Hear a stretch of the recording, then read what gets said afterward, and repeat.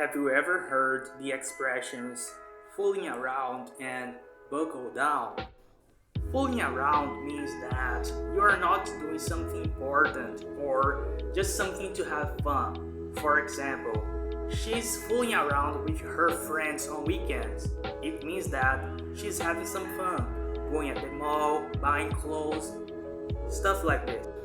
To buckle down means that you start becoming serious about something. So, for example, he's having bad grades at school, so he decided to buckle down and study hard for the exams.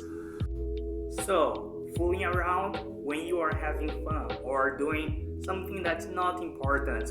And to buckle down means that you become serious about something.